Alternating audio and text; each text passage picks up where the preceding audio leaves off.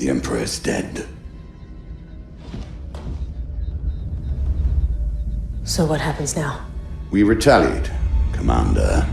This messenger's presence is a great honor, one I choose to share with my daughter.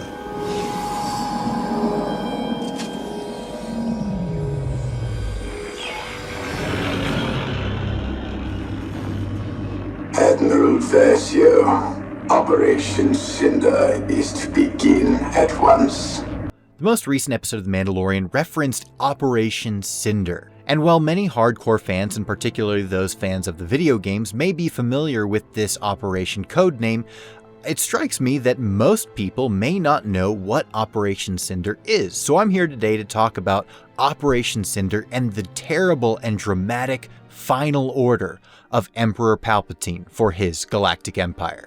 Operation Cinder was a contingency order from Emperor Palpatine in the event of his death. The basic idea for the order was that the Empire did not deserve to continue in the absence of their Emperor, and that the Empire must be punished for allowing their Emperor to die. After the Emperor's death at the Battle of Endor, Operation Cinder began in earnest, and various selected high-ranking Imperial officers were selected in order to carry out this operation.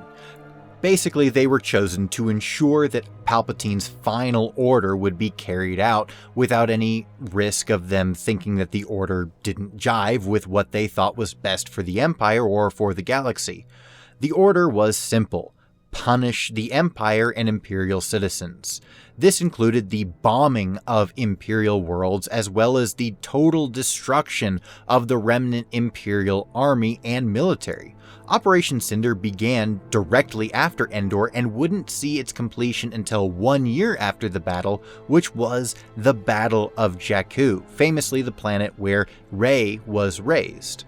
And this is why when we see Rey in The Force Awakens, there are various Star Destroyer wreckages as well as AT-ATs on the planet of Jakku, and this is because Jakku was the final stand of the true Empire, or at least the Empire that was ruled by Palpatine.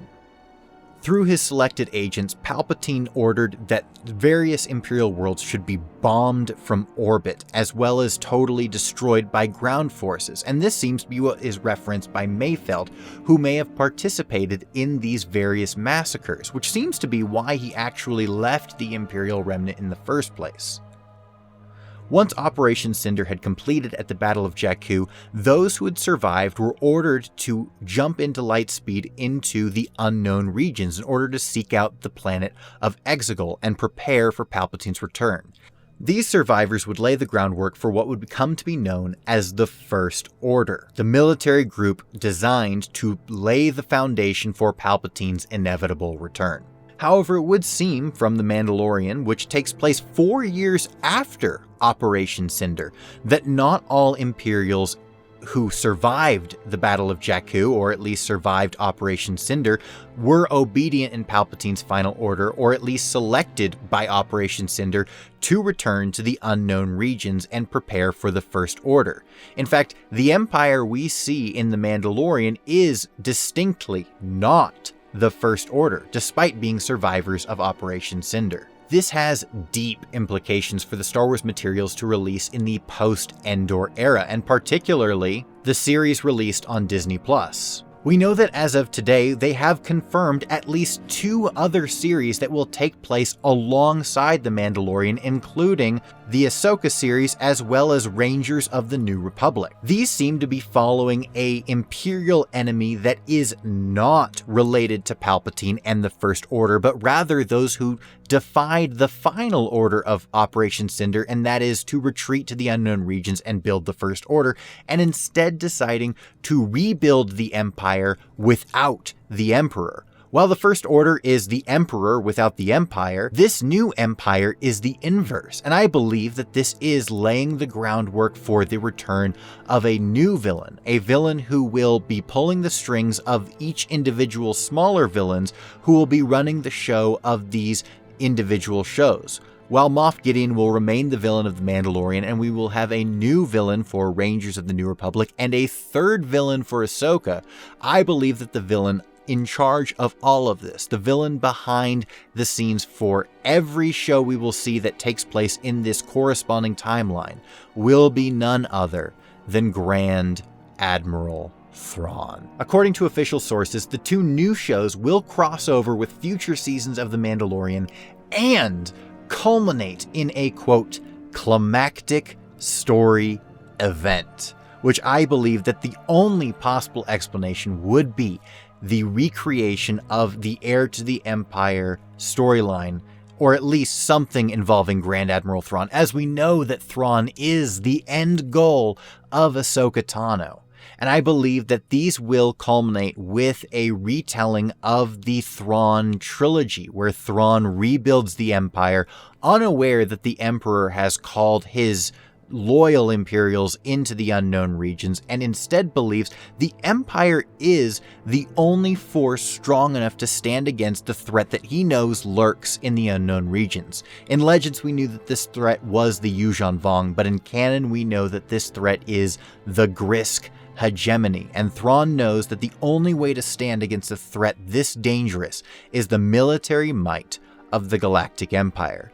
And in the absence of a Galactic Emperor, Thrawn will, as Grand Admiral, take the role of leader as that empire and build that empire in strength, regaining ships and recruiting personnel and standing against the New Republic in order to create a military presence strong enough to defend the galaxy from total annihilation. The logo we've seen for the Ahsoka series does seem reminiscent of the World Between Worlds, which would seem to lend itself to those who believe that the World Between Worlds will be used to decanonize the sequels. However, I believe that there is something much different in mind regarding the sequels. You see, we must remember that the First Order and the Resistance, neither of which actually rule anything.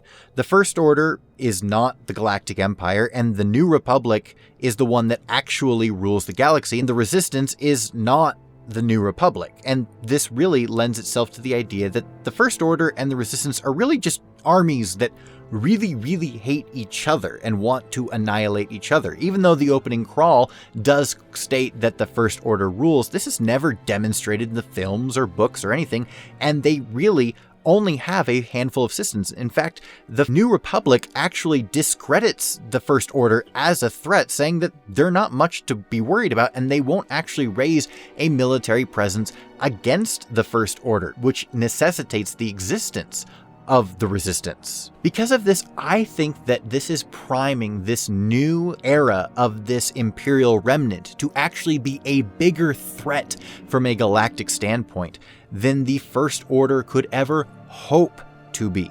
I believe that this new Disney Plus connected universe will actually be the greatest thing we've seen in Star Wars since Disney's takeover, and I am absolutely stoked for everything coming forward.